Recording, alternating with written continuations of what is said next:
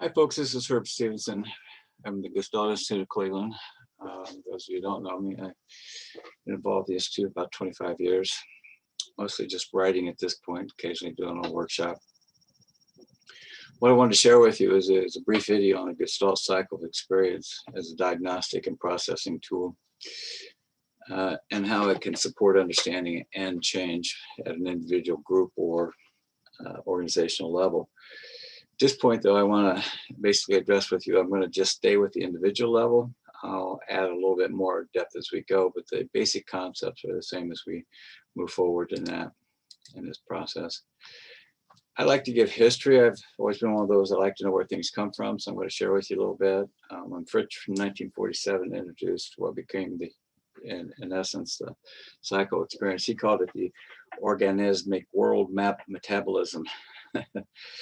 Which I, at the time, being he was a psychiatrist and medical doctor, that would be consistent with his medical language. But the interesting part of what he was onto is he believed there exists an instinctive cycle which reflected the cycle of interdependency of organism and environment. In other words, the coming together of what we later became contact model. And through that interdependency of the individual and the environment, in making contact, we would go often through a series of processes. And that process evolved over time at the Gestalt Institute of Cleveland.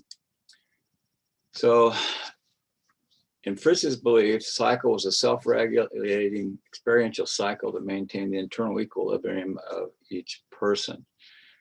As long as we were in equilibrium or homeostasis, stable state, take your pick, it means that our internal sense of self feels comfortable and safe. So because self-regulation for human beings involves some form of consciousness that includes moral regulation, by its very nature must lead to accumulation of unfinished situations in our system and to interruption of the organismic cycle. I'm going to condense that down. It basically means is sometimes we have experiences that just don't feel good, aren't satisfying. We aren't able to make meaning of them, even if they were unpleasant, or if they were positive. We're not able to make meaning of them. And so the first time through, often it shakes us up. And so we have an accumulation of unfinished situations that our body or our, let's just say, internal self equilibrium wants to complete. Now, if you want to put that into more modern terms, trauma would be an unfinished situation. A major accident in your life might be an unfinished situation. But we have this instinctual cycle that seeks to complete itself. In other words, return to a state of homeostasis or equilibrium, or let's just call it centeredness to stick with what became later Fritz's language. So through internal and or outside influences, the completion of this cycle can be short-circuited, creating an incomplete cycle. We use the example of trauma or any other situation that doesn't feel good. It leaves us hanging. Often it's something that had a big emotional meaning to it. And so the incomplete cycle seeks to return to equilibrium and will continue to recycle until the original need is met. You've heard phrases like compulsive repetition and repetition compulsion.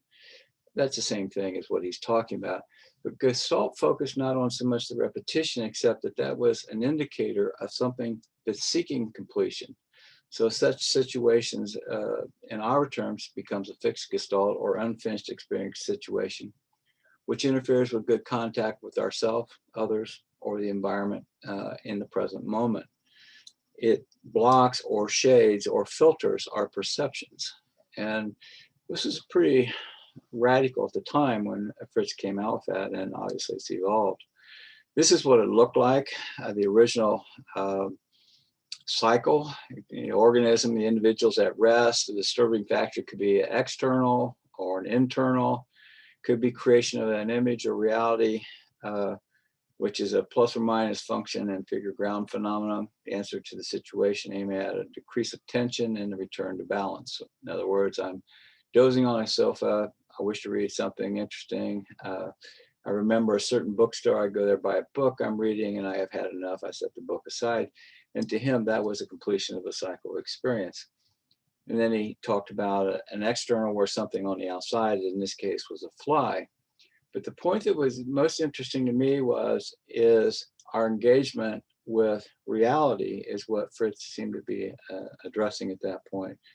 And that's how, to me, it enlivened and gives further depth on the contact model. The other video that I've done for this group or program is on the contact model that I developed. And you'll see that there's some tie-ins there. In the 1970s, Bill Warner, Marion Polster, and Joe Zinker at the Institute expanded Gestalt theory with the formation of the contact cycle, and then expanded even further into what became the awareness, excitement, contact cycle. And basically, the cycle evolved from trying to explain how contact occurred. Initially, believed that contact moves through 8 stages. And these are the emergence of a need, something like very similar to, if you go back to Fritz's model, something gets my attention, a figure forms, the attempt to play out the need, the mobilization of the internal struggle of, do I get off the soap or not? Statement of theme incorporating the need and the resistance, which basically means there's a conceptualization process. Arrival of an impasse, which means go, no-go decision. Climatic experience, which is what we often call contact, and the illumination and acknowledgement, which is basically something changed in today's language. And there's an acknowledgement of this change. And they were working through this in this type of model. Again, this is the original formation of the model that was printed in books. I show you how it was also personal computer and digital graphical programs. And in this case, sensation is over here, which leads to awareness, which is the sharing of feelings, ideas, needs. And then there's taking notes of feelings, ideas, needs, expressing and or holding in. It's a conflict, mobilization of energy. Excitement, which is breathing, control of breath. You can see action, contact with self and others, and then withdrawal, rest, which is now if I'm satisfied, I'm finished. In other words, that I have completed that cycle of experience. So there were some caveats that are important. There's no contact model was not time bound, as the cycle may only last a minute, a moment, an hour, a year, even a lifetime. Unfinished trauma could be a lifetime. So it was trying to look at how does the body creatively adjust to all of these various situations, including unfinished business. And oftentimes unfinished business became the sustenance for shadows, behavior, as we often talk about that, as things that's in our un or subconscious that come out and reveal itself every once in a while. The 8 stages could occur different sequences or sometimes condensed into simultaneously. But the sequence of the cycle was a guideline and not to be taken as a cut and dried order was emphatically stated by all of the developers. In other words, they didn't want us to turn into a dogma or a series of stages that were so fixed that you focused only on that instead of the larger picture, because the cycle of experience as a whole allows you to witness the larger experience simultaneously to what's happening in each stage. And that's what makes the value of it so strong. And as a side note to that, is you have to remember Fritz was very enamored with holism, and J.C. Smuts in 1926, I believe Fritz had met him, and they had actually talked about the theory of holism and about the whole is more than the sum of the parts. And it wasn't just the whole is more than the sum of the parts. If you go into Smuts' work, he actually talked about that there is a driving energy that seeks greater complexity, greater wholeness that he felt was implicit to every living creature. And that is somewhat embraced by, if you go back to what Fritz was really saying about holism and the sequence, you begin to see a little broader picture. So the cycle of awareness, excitement, contact model, it evolved as creative applications were tried. So in other words, they went from cycle awareness to adding new phrases which are more common now to us, such as excitement and contact. Joseph Zinker diagrammed the creative process as a cycle experience for the individual. He took the figured ground concept of Pearls, Heberlin, and Goodman, combined with the contact model of the pollsters, and he described this sequence described experience in a sequence of sensation, awareness, mobilization of energy, action, contact, withdrawal, satisfaction, which we now call the cycle of experience. And in fact, it's a lot of people call it the cycle of change. The actual process or the model of it is it gave greater depth and understanding to figure ground formation. What do we look at? What comes out of the background and comes forward? What are the triggers that trigger unfinished business to suddenly surface or to create a replicate or repetitive action? So we began to get a deeper understanding of figure formation. So the figure would surface during sensation where the individual experiences something that disturbs the steady state, which is, we just say, the system's at rest. If the sensation holds sufficient attention, individual awareness of a need would sharpen, which is beginning of figure formation. And awareness begins to develop through a mixture of feelings, thoughts, perceptions that seek to interpret that sensation. In other words, in basic concept, we start making meaning. As you go further into the making meaning is we always have to remember is most of our meaning making is a story that we have told that allows us to feel safe, and also how to thrive and how to protect ourselves. So it's a critical aspect of understanding figure formation. So then energy mobilized in response to this awareness of a specific need that is seeking satisfaction. So we had sensation, conceptualization. Now we're starting to mobilize energy, getting really interest. And if we're really wanting to move forward and we don't get sidetracked, then the energy is released and contact is made with that which will satisfy the need. So, and I have the courage, I have a sensation to, awareness to meet somebody, and I have some hesitancy and resistance, and I mobilize energy, and then I either decide to not do it or I decide to do it. And if I decide to do it, I move out and make contact with that person to satisfy that need to meet them. So during contact, whatever is other than the self is digested by destructuring what is new or different and assimilating, or in other words, just saying, integrating it. So if I'm meeting somebody, what's happened is I've deconstructed my perception to a certain degree because I've now engaged that person in a contactful way, recognize them, myself, but also now us as 1 + 1 = 3. When what is new or different has been satisfactorily destructured and assimilated, change occurs within the organism, the individual. Now, this is where they were still using Fritz's language. So when you say destructured, we often use this in Gestalt as digested and assimilated. So, and the idea is they're still using organism. But once the original need has been satisfied, the individual returns to a steady state by withdrawing from the experience and closing the cycle. When the cycle has been completed, the individual will return to sensation and wait for a new figure to emerge from the fertile ground of themselves. So noteworthy is that this formulation of figure ground helped to conceptualize the internal processes occurring within each individual at any given moment. So it gave us a roadmap of understanding and supporting our clients in their figure formation. So it creates a vehicle to understand how the individual could interrupt his or her own process, and an awareness of breaking the cycle of experience will be a break in the movement towards satisfaction. So once the cycle is understood and people are beginning to see how they dissipate or disrupt themselves, they can begin to sit down and say, what could I do different that would enable me to complete this cycle or to experience this in a different way?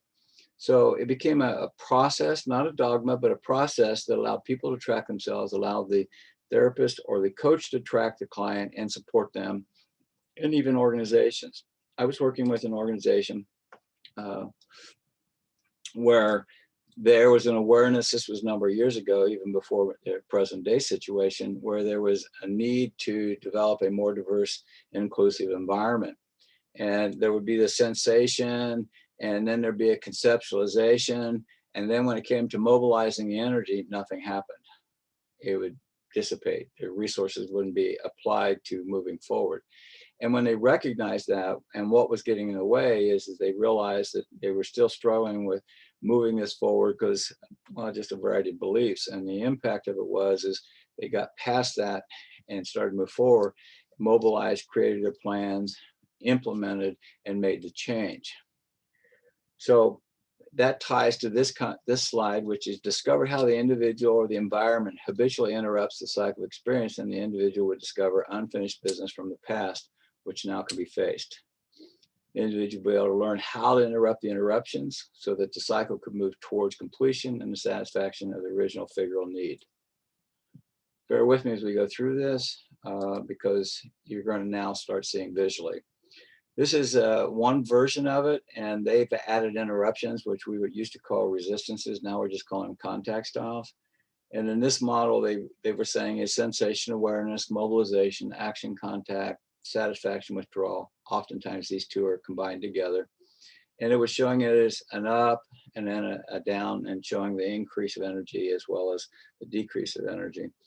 So at the beginning of awareness, awareness of a need, preparing for action, acting, assimilating, letting go, start over. You can look at any of these contact styles, which are wisdom in and of themselves of saying is too much sensation is difficult, so I desensitize. So whatever this is triggering in me, I'm not really wanting to find that figure. Awareness is the same thing. I might have a resistance inside me, and so I'm going to deflect any going in any further.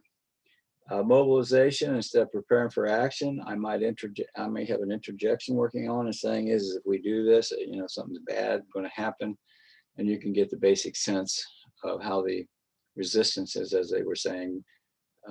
Gordon Wheeler changed it to contact styles some years ago, and that would be something for you to look into. I want to show you another way of looking at this. So I put this into a cycle to show you, and you see sensation and scan, and then sense disruption, attend to environment, assess needs, identify key issues. This has been the broader way of looking at cycle of experience, so that it's often said as a cycle change. It applies for individual, group, team, organizations itself, individuals. You can then see using similar thing, awareness and conceptualization is gap analysis, image creation, create shared vision, compelling picture. Mostly is, we would say, if it's a client base, it's conceptualizing what's going on. I often use in a gap analysis, if I get to this place, what happens here? What works, what doesn't work? If that doesn't help them, I'll say, what options do we have and what obstacles are getting in your way, either inside yourself or with the client environment. Mobilization, you're seeking alignment, commitment, commit resources, establish a pilot or experiment, mobilize, execute. So mobilization is basically saying is what's the action steps that you're getting ready to take, and you have to get a commitment and move forward. When you execute, we're actually doing action learning. We're doing something and learning as we do it. And so we take action. Contact and change then is a shift in reality or boundary for the individual or organization. We create new awareness of the unfinished business. And if we were successful, we close the project. We appreciate it. We acknowledge the accomplishment. And if you are formal in many organizations, you do an after action review. And this is one visual way that I provided for my clients. Another way of doing it is the same thing. Data sensing and scanning is attend to the environment, assess needs, identify key issues.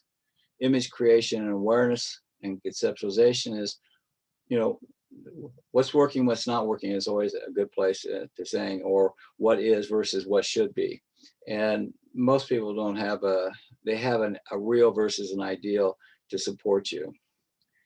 Mobilization, anxiety, excitement, commitment. You're seeking alignment, commitment, commit resources. Mostly it's the way I like to look at mobilization is that we're getting to mobilize energy and execute. We move towards execution. And then action, take action, execute is again the same as it was in the last model. You're doing actually an action learning. You're learning as you're going, you're paying attention, witnessing yourself as well as the environment. Shift in reality, individual and organization is change, contact and shift a boundary, and then close a project, which is closure, withdrawal, and assessment. Now, all of these various ways of doing it is recognize that you can have some movement. And I'm not sure you can see my situation, but oftentimes we have sensing and scanning, and people get caught in what's called an awareness cycle, which is they get all excited and they're very creative and visionaries, and they get down there and have all these epiphanies about all these things that could be done, and they get addicted to it. And when it comes time to take action, they guys likely fall asleep, and they end up going right back to sensing and scanning until it kicks back up, and they go back to awareness. And so they end up in I call it a do loop. And if you're familiar with Fortran, a do loop without an end statement means you're just in a constant state of an awareness loop going back and forth. And a lot of organizations will do this. They'll sense this, they go do it, they'll create it, conceptualize it, and then when it comes time to committing resources or committing to action, there's a slowdown or a breakdown. And this is one of those things that you go one step at a time. The 3 rules I use, it's very old in Gestalt: is slow is fast, less is more, and small is big. When you get to a mobilization issue, whether it's an individual or an organization, slower is better, because what happens is you're trying to create small steps of success that can lead them to something that will be useful and that they can feel good about and they can evaluate. And they can basically develop safety as they walk. From that point, if they've got the mobilization resources, then and they're ready to take action and they still don't take action, then you have to look at who is the roadblock. And a lot of times in organizations, the roadblock is someone in executive management is either withholding resources or had a change of mind, isn't given full faith and support. And it can be a real tenuous situation. But once it is given forward and moved, and the actual implementation plan, if there is full commitment and resource allocation, and the same for an individual, if there is full commitment and a willingness with your support as the coach or the therapist to support them to make contact and just sit with long enough to realize they didn't die from the experience, they actually began to shift, and they began to appreciate their courage, their strength, their capacity to move forward. That's when it really becomes important to appreciate the accomplishment and maybe even look at an after action review. And that's just a formal way of saying is what worked and what didn't work and what might we do different in the future. So this is one of the old from back in the days, the Institute still had the Organizational and Systems Development Center about 18 years ago. Basically it's the same thing for you to look at. My closing is if you take the time to learn a cycle of experience, and there is on my website, clevelandconsultinggroup.com, and also herbstevenson.com, there is a paper you can download, which is the cycle experience that explains this in detail and shows you the pictures. And you can begin to realize and say to yourself, how do I use this as a diagnostic and an application tool? I use it as a diagnostic tool a lot of times when I'm going into a corporation, saying is if I follow the cycle experience and the data I'm collecting and the conversations I'm having, what am I learning? And where does it look as possible, let's say, disruptions or resistance? The impact of that is it shapes my questions to understand where they are, and so that we can begin to evaluate what would be an alternative for them, including do they even have the capacity to complete what they think is this project? Because in today's environment, it is very common, actually, the capacity has not been built sufficiently, and that's why it fizzles. I hope this has been helpful for you. It's a very brief and quick learning of the history of the Gestalt Institute of Cleveland Cycle of Experience. And I thank you for participating, and take care, and till I see you again.